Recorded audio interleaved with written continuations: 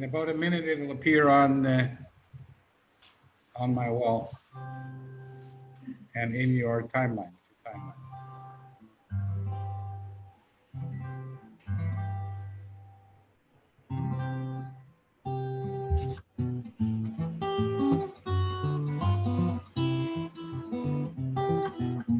Okay, we are ready to go.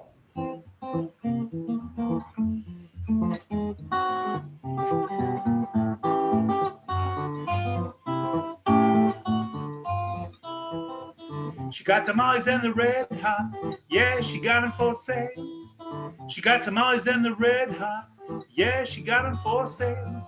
Got two for a nickel, got four for a dime, would sell you more, but ain't none of mine. She got tamales and the red hot, yeah, she got them for sale, I mean, yeah, she got them for sale. She got tamales and the red hot, yeah, she got them for sale. She got tamales and the red hot, yeah, she got them for sale. Now Grandpa loves them, Grandma too. What in the world us kids gonna do? Hot tamales and the red hot, yeah, she got it for sale. You've got Mel, and today we have a special guest, Dr. Blues, aka Eli Marcus. Hi, Eli. How you doing? Great to have you on the show.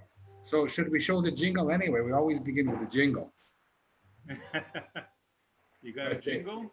You out jingled me. So now we'll play the jingle. We have to play the jingle. Oh, okay. Otherwise, it's not You've Got Mel, I see. It's just one of those things, Are you ready?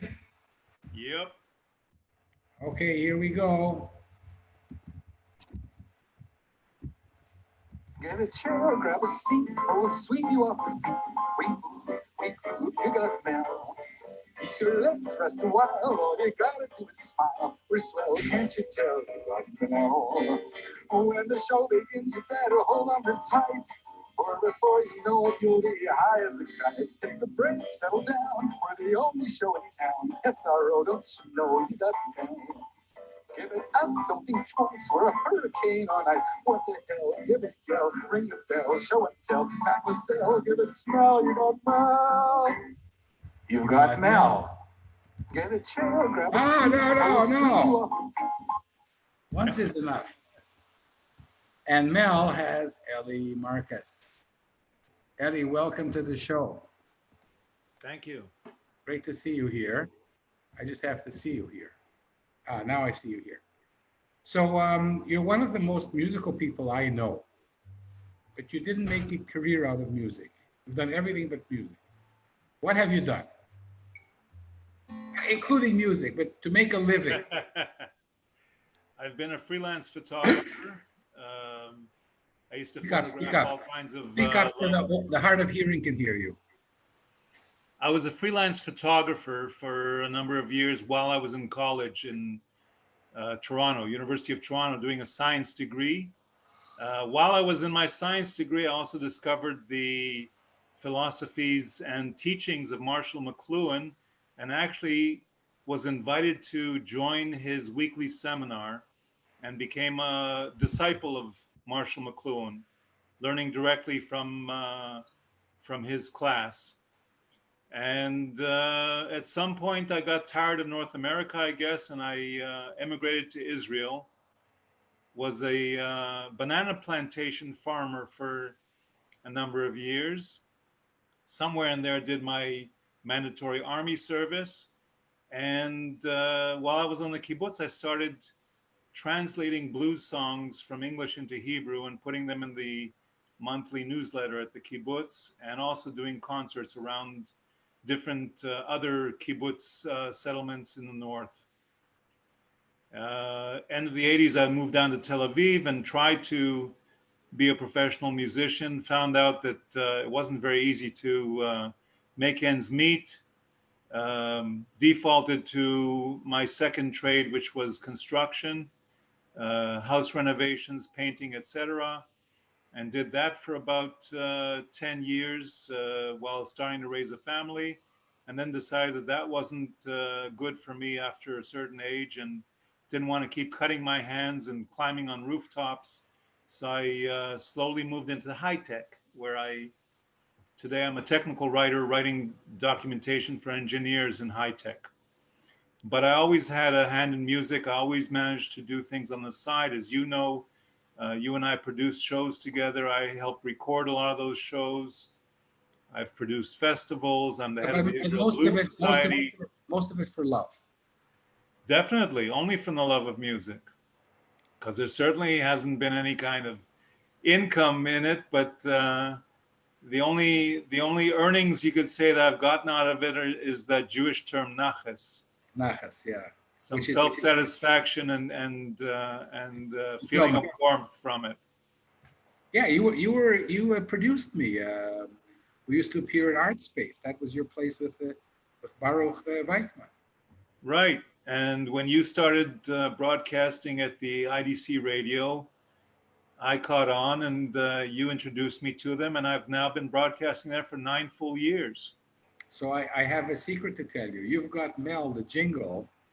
Came from there. Stolen from IDC, of course. Right, right. So I'm happy that you're still doing it. Wow, that's something. 9 years, 453 shows so far. Amazing. So Eli, why do they call you Dr. Blues? Well, I've got this. First of all, I've got a very strong memory, but also a strong sense of curiosity, and I guess maybe it has to do with my father being a scientist and me studying sciences, that I have the research bug, and I can't let go. When, you know, they call it the rabbit hole. There's another phrase for it. I forgot at the moment. But going down the rabbit hole, chasing after something because you got a little spark of it or something, and you wanted to follow it down. I like to follow down the history and the origins and the people that started a certain thing. If there's a song that I hear someone doing a modern version today, I'd like to know where it started. I'd like to know what the original lyrics were, what the original arrangement was.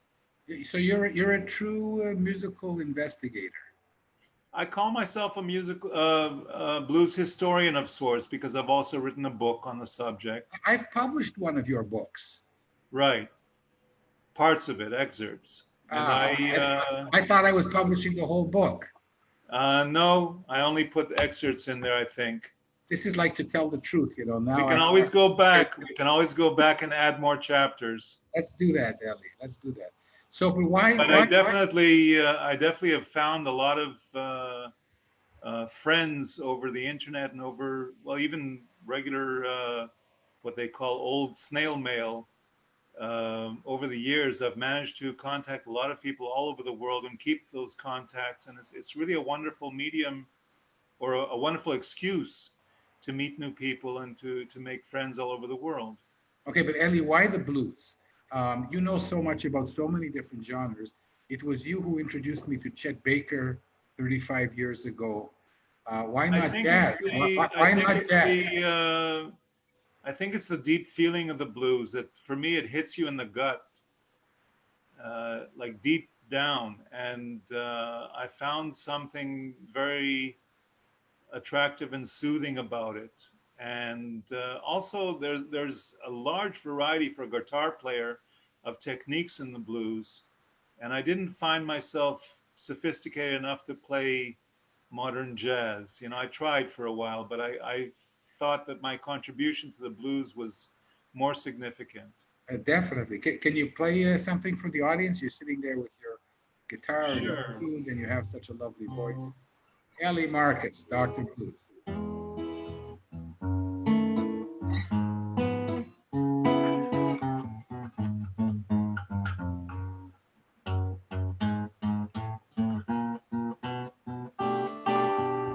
This is a Canadian song written by Bruce Coburn. I was up the road on Easy Street, watching everybody stand around and cheat. A man comes up and says, now move along back to that corner where you belong. But But mama just wants to barrel house all night long.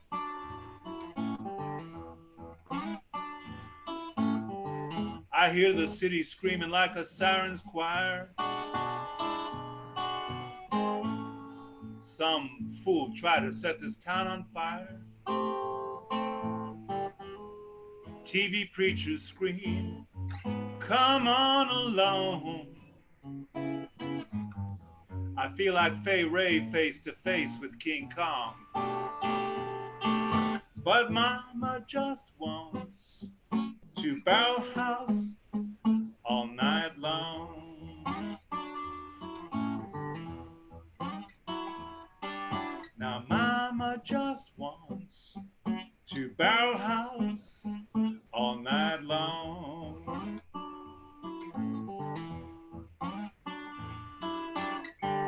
Sometimes I just don't know who or what I am. I feel like I'm stuck in some kind of hologram. Don't seem to matter what's right or wrong, 'cause everybody's grabbing and coming on strong. But mama just wants to barrel house all night long. I say mama just wants to barrel house all night long. Mama just wants to barrel house all night long.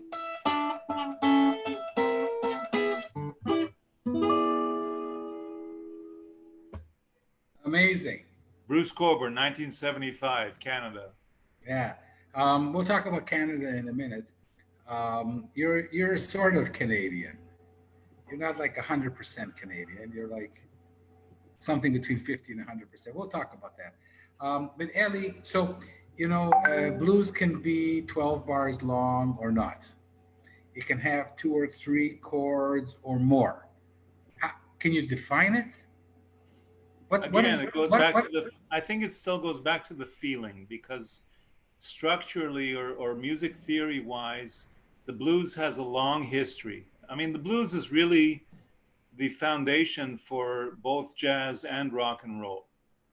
And if you really investigate the blues, there's a lot of 8-bar blues. Most of the country blues is 8-bar or 16-bar. And that, you could say, might even be the precursor to bebop, because bebop is 32-bar usually. And a lot of jazz ballads are 16 bars and not 12 bars, right? Mm-hmm. So I think that the structure is not quite as important as the feeling. And the feeling is expressed, I think, from 2 things. One is the beat, things like alternating bass, strong bass. And I think the other thing might be what they call the blue note.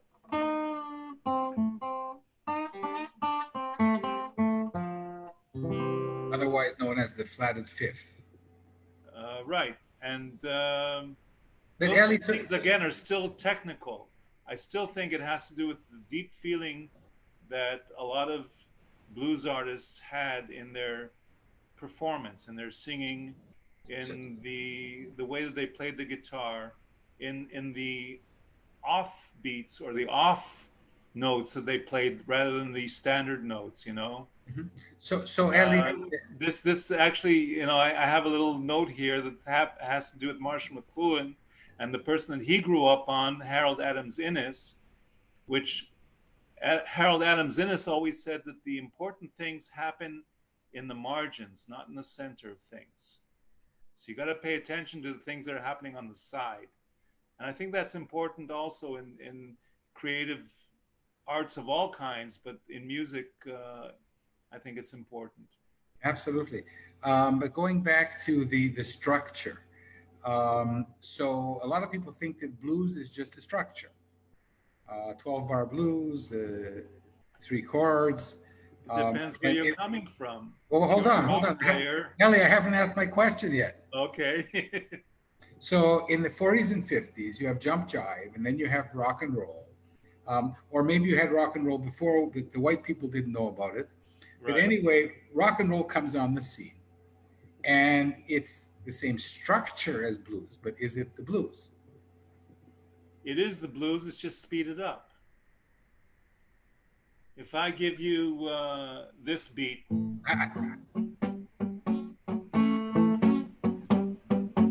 let's say that's the introduction to Sweet Home Chicago, and then I suddenly speed it up and I go, now it's a Chuck Berry song. Actually, you know what song I want you to play for my audience? Yeah, I know. Would you do it for me? And I won't sing it. Just listen. It's from 1962, right? Shake Your Money Maker is much older than that. Oh, really? And the other song that I usually do a medley with is Flip, Flop, and Fly from Big Joe Turner. That's around the same time, early 50s. Okay, so just maybe even late 40s. Just give me what I want, man. Yeah.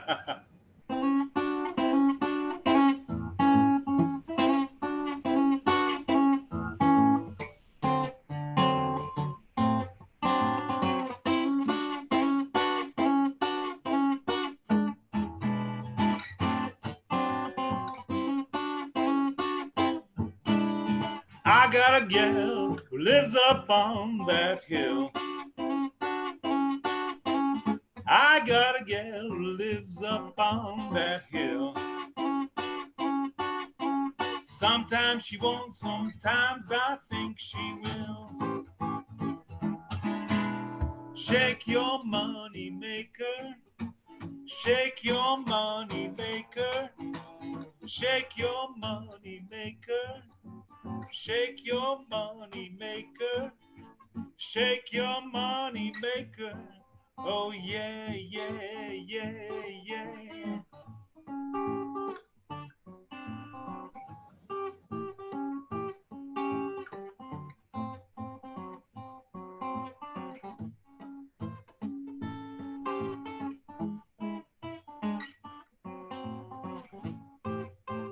I can't see you. What about the next verse? Just a second, my Come on, little baby, you gotta get back to school. screensaver locked me out. Ellie, there's almost no words. Come on, little baby, or come on, pretty mama. You gotta get back to school. Everybody knows that you ain't nothing but a fool. Forget about the screensaver. How hard is that? How hard is that to memorize? Go on, babe, go on back to school. Go on, babe, go on back to school. You know your mama told me that you ain't nothing but a fool. Now shake your money maker, shake your money maker, shake your money maker, shake your money maker, shake your money maker. Oh yeah, yeah, yeah. I love you, mama. I'll tell you the reason why. I love you, mama. I'll tell you the reason why. Can't stand to leave you, I feel like I'm gonna die. Now shake your money maker, shake your money maker, shake your money maker, shake your money maker, shake your money maker. Oh yeah, yeah, yeah, yeah. Shake your money maker, shake your money maker, shake your money maker, shake your money maker, shake your money maker. Oh yeah. Woo! Wow. So Ellie, I want to now broaden the discussion from blues to popular music. How many records do you have? LPs, like, old style LPs, I've got about 3,000 in the other room. 3,000. And where are they? Are they for sale? No, I don't think it's worth trying to sell them. At some point or another, maybe if I find somebody that's interested, I might give some away. But it's not worth the effort or the money that you get to sell most of them. All right. But you also have a lot of CDs that today are kind of almost I've worthless. got a lot of discs, and I've got a lot of hard drives full of music. I've got at least 6 or 7 external hard drives full of music now. And I remember recording you as a sound engineer, or hiring you as a sound engineer. You recorded some of my important gigs. Right. I still have all of that on some kind of an archive. Yeah, don't lose that. There was like Rick Bierman, may he rest in peace, and many more, and Marina when she was Marina young. became a big star. Yeah. But we were there at the very beginning. Right. When she was 14, and she fired me. She didn't fire you. She might have been 15. She did fire me. Oh, she did? Marina Blumen fired us. Yeah, we were. Well, I kept up the friendship with her, and I helped her make her first demo recordings to apply to some kind of, I don't know if it was a school or something when she finished high school. Well, Eli Marcus, God bless you for that. Yeah. We were her backup band, and she fired us when she was 15. We kind of discovered her, but anyway, Marina, we're very happy that you're doing so well. I'm not even sure she remembers. But Eli, She does. No, she remembers you. Oh. I want to go back now and talk about popular music. You're also a big maven. I give a course in popular music from 1927 to 1980. And the big question that I ask the students, and I'm going to ask you now, is what makes a song so good that people remember it from the 20s, 30s, 40s, and 50s to this very day? Maybe the Beatles, if you like, also. What gives a song legs, incredible legs, so that people remember it 60 or 80 years after it's first been recorded? In your opinion? I think that's a big mystery. I think that some of it has to do with simplicity. I think that the best, most remembered songs would probably, I could probably say they have simple, easy to remember lyrics, or at least some of them are easy to remember. And I think the feeling associated with the song is easy to remember as well. I mean, I'm thinking, for example, of a song like Georgia on My Mind. And one of the things that's repeated in every verse is Georgia, Georgia, Georgia. So that's easy to remember. Whether you remember the rest of the verse, whether you remember, comes as sweet and clear as moonlight through the pines. By the way, every time I sing Georgia, I forget what comes after Georgia. Well, I've got my own little arrangement for it. I'm not going to do it now because I'm a little rusty, but I love rusty. I think I've been singing that song for over 40 years. And there are certain songs that, for me, they never get old because I find that I can always discover more facets or more ways of playing them. Another example is that Bruce Cockburn song that I did. I've been doing that song for close to 40 years. And I think that I've gotten better at it. And I think that there's some nights where I put so much emotion into it, it almost makes me cry. And people can feel that. People come up to me afterwards and say, that song really, really moved me. And I've managed to get other people infected with it because at least 2 other blues bands in Israel used to do that song in the last 20 years. Yeah, you're an infectious person, I must say. Right. So give me another, that's a very good reason. But, Jerome Kern, who wrote many famous songs from the 20s, 30s, and 40s, some of which we remember, but jazz people know all of them. There's a song called All the Things You Are. Right. Which is one of the most complicated songs ever written.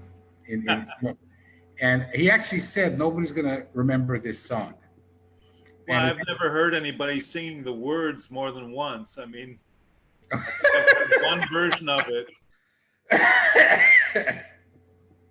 It's a And difficult. again, that's also part of the thing that I like to research sometimes. It took me a very long time to find a very strange pair of black gentlemen who didn't make it in America. I don't remember their name. The name was something like Lightnin Johnson or Lightnin Johnston. And they traveled to Europe and they made a big time in England. And I found a double LP of all their recordings of old standards, like all the standard jazz songs, but done like the original composer intended them to be, not improvised. And you and I are familiar with jazz and some of the standards, and we're familiar with the fact that a lot of people dropped the introduction, what they used to call the header back in the day, and very few people will sing the introduction to a song. And most of these songs had introductions. They had an introductory fanfare, and some of them also had choruses that were dropped over the years. You know, there's a song that I love that I learned from a record by Big Bill Brunzi. I get blues when it rains, blues I can't lose when it rains. For each and every teardrop that falls on window panes, it always reminds me of the tears I shed in vain. I sit and wait for the sun to shine down on me once again. It rained when I met you, it rained when I lost you, that's why I get the blues when it rains. Now it turns out that's only the chorus. I only found out a couple of years ago that there's a whole set of verses and an introduction that goes to that with some lady named Annette, I think it was Annette Henshaw or something from the late 20s. So it took a very long time to dig it up. Do you know what this song, I'm going to sing you a few bars of a song and see if you can figure out what the song is. If you can't, nobody can. When all the world is a hopeless jumble and the raindrops tumble all around, heaven opens a magic lane. Well, I happen to know that one. If I'm not mistaken, that's the opening to Over the Rainbow. Yeah. Yip Harburg it's so beautiful. Harold Arlen and Yip Harburg, two Jew That's boys. right. Harry Arlen. We could sit and talk about this for hours. I was just talking about Harry Arlen this morning.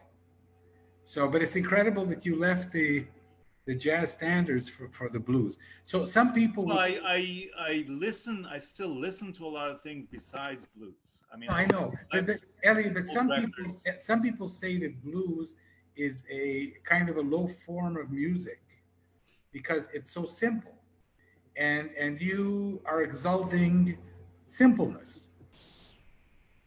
You try figuring out how to play some of the original Robert Johnson recordings, or even Mississippi John Hurt. As simple as it sounds, when you get down to it, I spent half a year trying to learn some of John Hurt's basic finger picking. And, you know, it's now 40 some odd years later, 45 years later, and I can play it, but it's extraordinarily complex. Some of the things that these guys came up with naturally, just through the way that they learned how to play themselves. And there are some of them that were also people with a diploma. I think one of them was called Clarence Williams. He was a classically trained pianist who became a blues composer, and he accompanied a lot of the early singers in the 20s.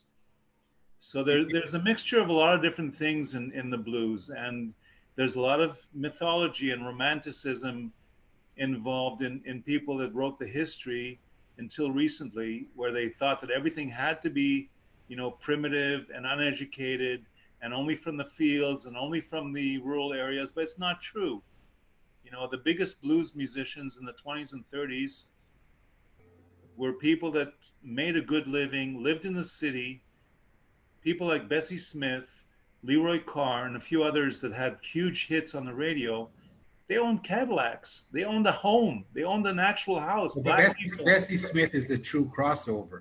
But we're going to before we're gonna leave the music. So I want to reiterate. You think that what makes a popular song last is having something simple that everybody can remember, like a verbal hook or a musical hook. Um, Right. okay, and that's I think that ultimately it connects to a feeling, an and emotion. yeah, yeah. So we're gonna leave the music now and talk about Canada, Israel. We both came from Canada to Israel at a young age and stayed in Israel our whole lives. Um, look back. Are you happy you did? Yeah, yeah. There's a lot of benefits that And We're, I've we're the noticed over crazy the people. years. In Canada, you have 600,000 Israelis, and you and me and like six other people are Canadians who live here.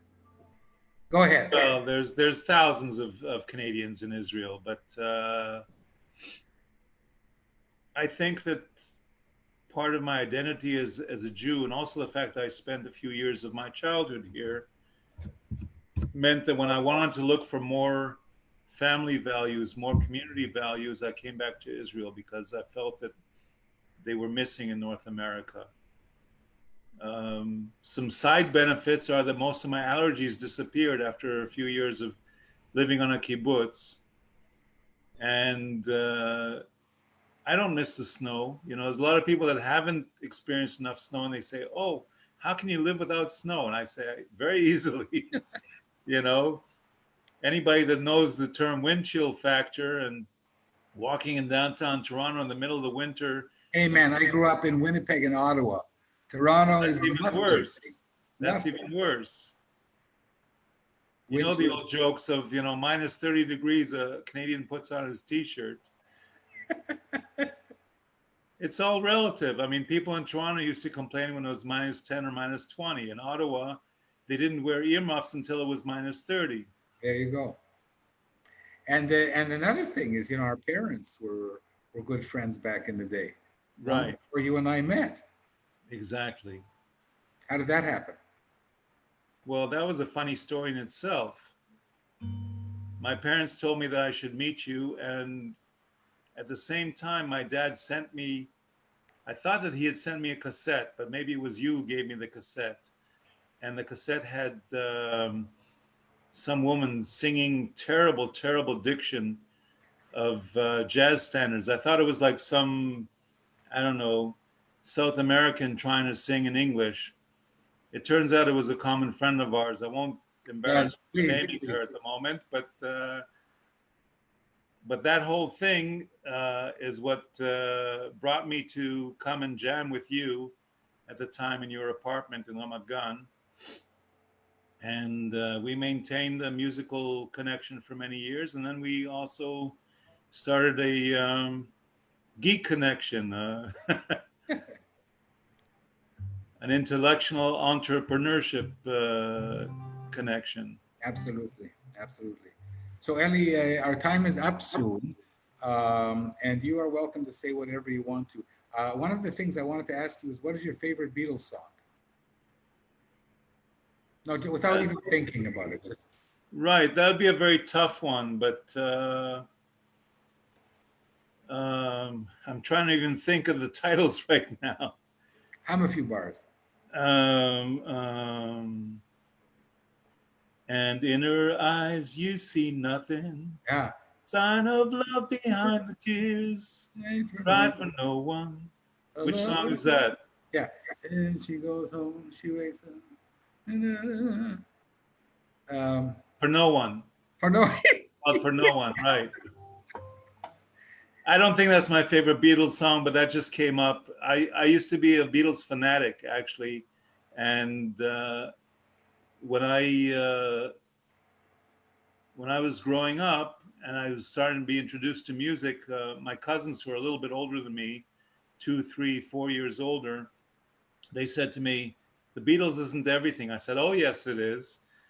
And they tried to force all kinds of other albums on me, like Leonard Cohen and other things. And it took me years until I broke out of the Beatles mold. It's a good thing you did, because Leonard Cohen is something. and also Definitely. Canadian. No, I discovered a whole other world of music through my cousin Elliot, who's also a musician and The crazy thing, is we didn't know that they were covering all this other wonderful Afro-American music, and only when I started giving the course in 60s music did I realize how wonderful some of the original, for example, Arthur Alexander. What's the name of that song? It'll come to me.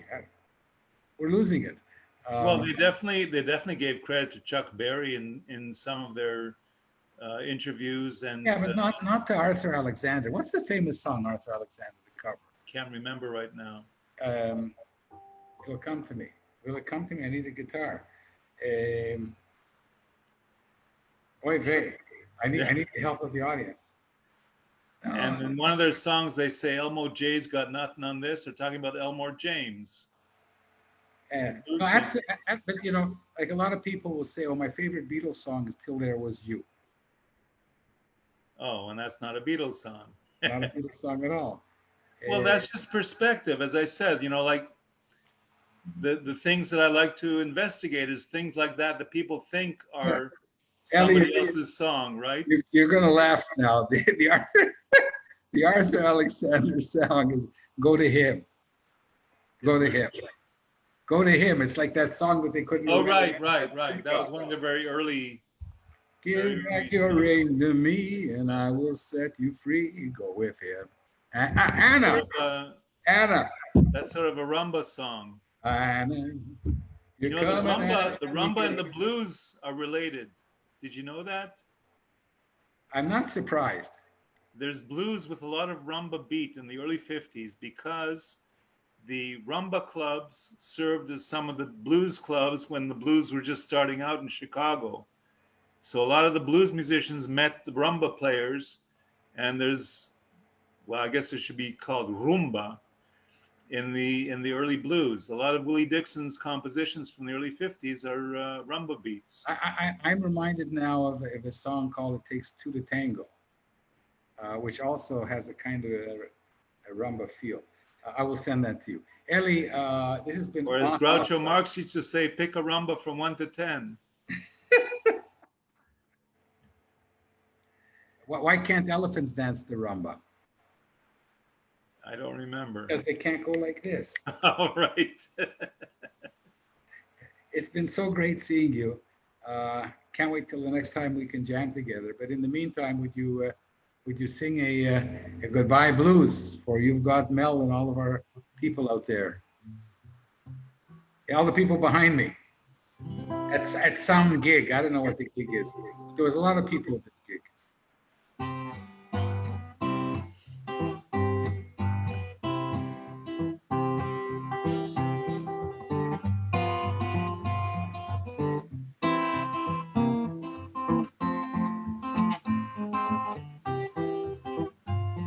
This is actually gospel. Up above my head, I hear music in the air. Up above my head, I hear music in the air. Up above my head, I hear music in the air. And I really do believe there's a heaven somewhere.